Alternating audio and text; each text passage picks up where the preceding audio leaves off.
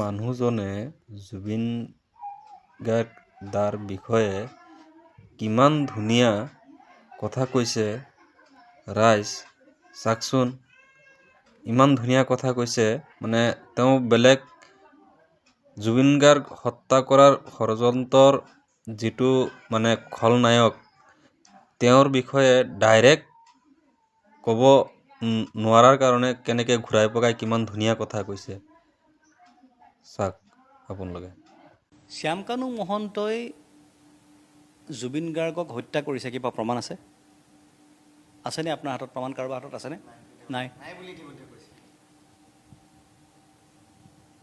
বা সিদ্ধাৰ্থই হত্যা কৰিছে, কিবা প্ৰমাণ আছে?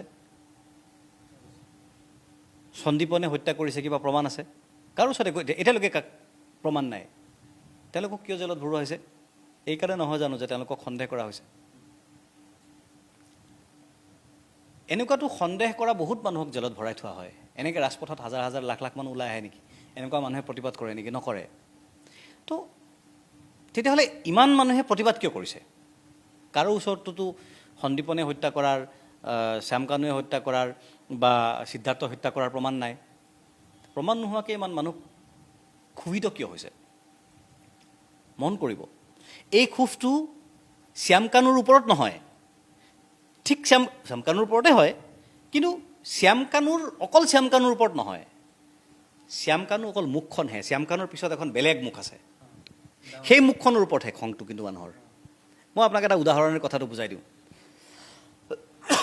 ৰাৱণ দাহ যে কৰে নৱৰাত্ৰিত, ৰাৱণৰ মূৰ্তিটোক মানুহে কাঁড় মাৰে, সেইটো জ্বলাই পুৰে, মাৰে, অত্যাচাৰ কৰে, শেষ কৰি পেলায়। সেইটো সমস্ত ক্ষোভ সেই ৰাৱণৰ প্ৰতিমূৰ্তিটোৰ ওপৰত মানুহে উজাৰি দিয়ে।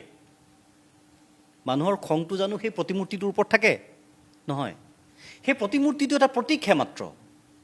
প্ৰতিমূৰ্তিটোৰ পিছত থকা যিটো শক্তি, অপশক্তি, সেই শক্তিটোৰ ওপৰতহে আচল খং মানুহৰ, সেই ৰাৱণটোৰ ওপৰত, অৰিজিনেল ৰাৱণটোৰ ওপৰত।